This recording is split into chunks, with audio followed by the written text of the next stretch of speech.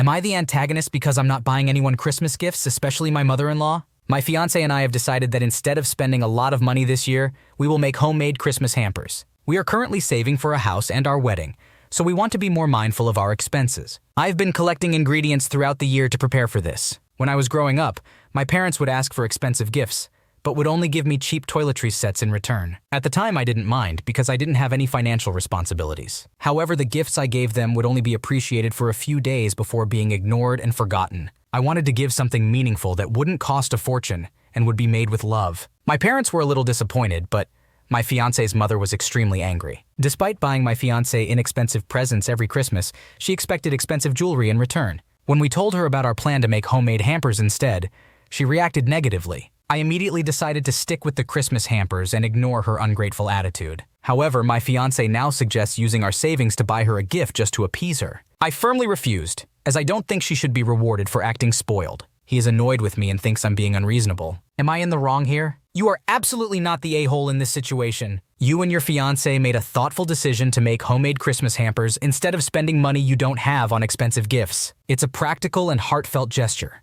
especially considering your financial goals of saving for a house and a wedding. Your fiancé's mother, on the other hand, seems to have unrealistic expectations and a sense of entitlement. It's unfair of her to expect expensive jewelry while giving cheap presents in return. Her reaction to your homemade gift idea and her ungrateful attitude are disrespectful and unwarranted. You have every right to stand your ground and not dip into your savings to buy her a gift. It's important to prioritize your financial stability and not give in to her spoiled behavior. Your fiancé should understand and support you in this decision, considering the financial goals you both have. It's understandable that you may feel hurt and disappointed by her reaction, but try not to let it dampen your spirit. Your homemade gifts are a testament to your skills and love, and they will be appreciated by those who value your effort and thoughtfulness. Remember, your happiness and financial well-being should come before anyone's materialistic expectations. Stick to your decision and don't let anyone make you feel guilty for it. Am I the antagonist for asking the lady sitting next to me at a concert to stop knitting? I attended a concert tonight at a seated venue to watch a folk singer. The music was relatively mellow and emotionally charged. In my opinion,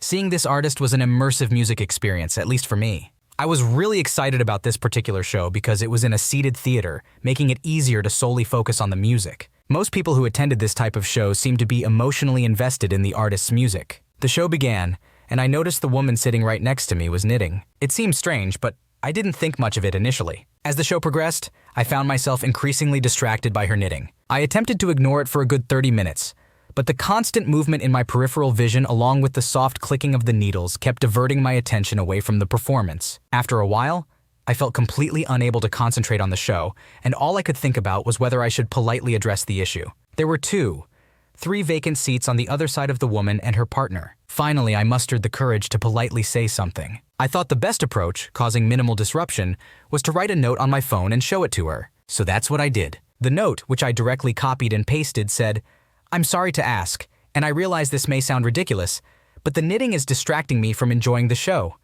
Would you mind either stopping or moving one seat over? Again, I apologize. I assumed that anyone who knitted in public, especially at such a laid-back show, was likely a generally easygoing person. Therefore, I wasn't prepared for the extremely negative reaction that followed. The woman gave me an absolutely disgusted look, sighed angrily, threw her hands up, dramatically packed her knitting supplies back into her bag, complained to her partner with exasperation, and ultimately left the show altogether. I was completely taken aback by her intense anger, especially since I had genuinely tried to be as polite as possible. I even considered that there might be reasons beyond my understanding as to why someone cannot remain still during a performance and may require keeping their hands occupied, such as neurodivergence, a recovery process, or some other reason. I made a conscious effort to avoid speaking up out of sensitivity, which is why I suggested that she simply move to another seat instead of completely stopping. I acknowledged that knitting is by no means the most disruptive thing a person can do, and I debated whether it was unreasonable to ask her to stop. Maybe I should have just dealt with it silently. However, I believe that I approached the situation politely,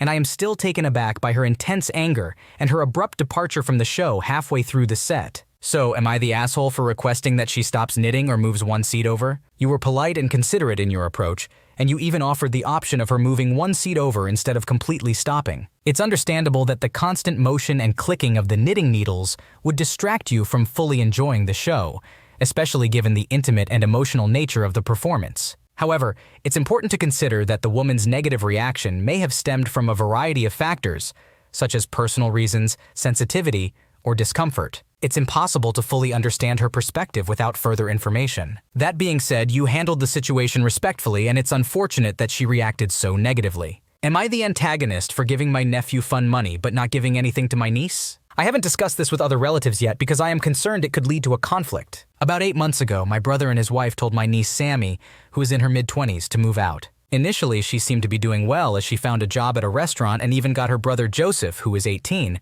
a job there too. However, Sammy started frequently missing work due to various reasons such as arguments with her boyfriend or feeling unwell. From what I've heard, she would ask her brother Joseph to cover her shifts in order to avoid suspension or termination. Shockingly, Joseph ended up working his own shifts as well as 2 of Sammy's shifts over a single weekend. Unfortunately, Sammy was eventually fired. Instead of finding another job, she resorted to buying and reselling merchandise online and occasionally requesting money on social media. She lost her car and was saving up for a new one so she could start working again. In the meantime, Joseph was saving up to buy season tickets for the next NFL season. Their parents convinced Joseph to give Sammy the $1,500 he had saved as a way of repaying her for getting him the job. Additionally, their parents themselves gave Sammy another $1,500. Rather than using the money to purchase a used vehicle, Sammy loaned it to her boyfriend to pay for his lease. Naturally, both of them were in financial trouble again within a month. They have since moved back into my brother's basement because Sammy is now pregnant. Currently, my brother's plan is to allow them to stay as long as they both find and maintain employment. Joseph has moved from the basement to a smaller room upstairs. I was unaware of most of this until Joseph came to stay with me over the weekend. Initially, he tried to act like everything was normal.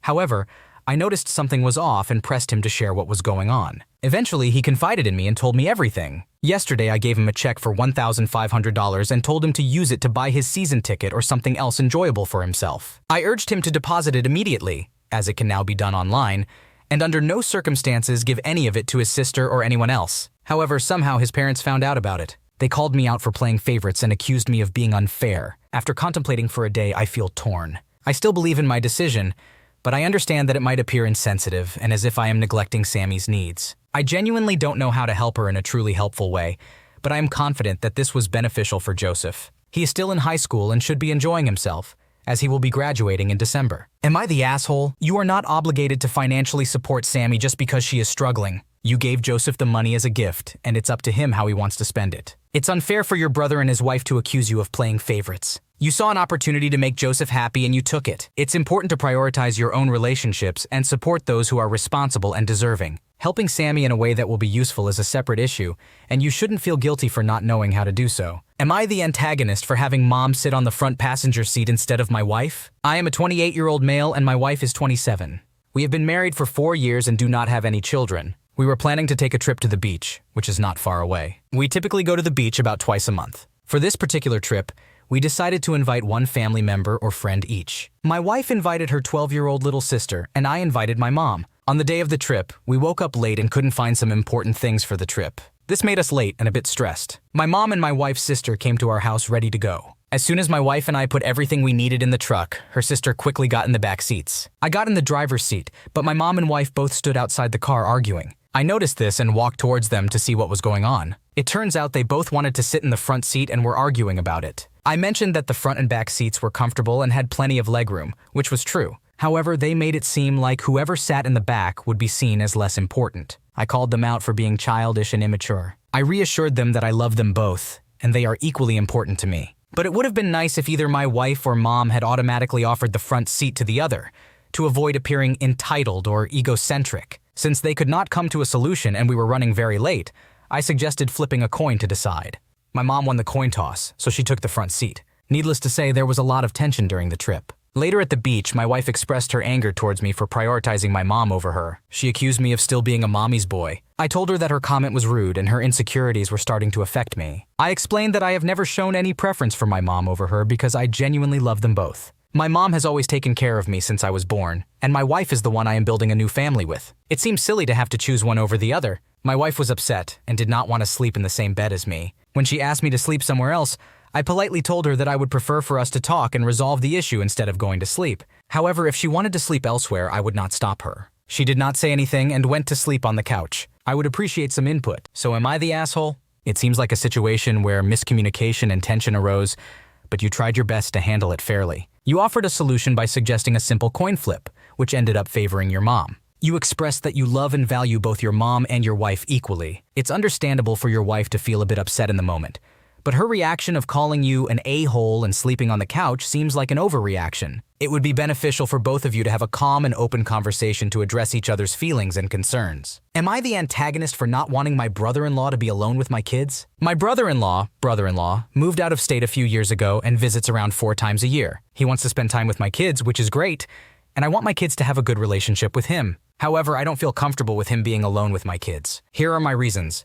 He is not a safe driver, having been involved in 4 car wrecks. He engages in dangerous driving behavior such as brake checking, flipping off, and chasing cars. He carries cocaine with him and has resisted arrest before. I worry about what could happen to my kids if he is pulled over. When he is around, kids in my wife's family cry and run away from him. I overheard a mom asking him what he did to her daughter when commenting on her behavior around him. I have communicated my reasons to my wife, but the last 2 times he was in town, he made plans to have our kids without consulting me. The first time, my wife didn't realize how serious this was to me. The second time, she forgot. This time, I reminded her, but she is still proceeding with the plans. We discussed this issue and agreed that if one parent feels unsafe, that should be sufficient reason to set a boundary. She felt the same way about my mom having alone time with the kids, and I maintained that boundary with my mom for years. This situation has been difficult for my wife. My brother-in-law is stubborn and usually gets his way, making things difficult when he doesn't. My wife tried suggesting activities they could do together as a group, but he rejected any idea that didn't involve one-on-one time with each kid.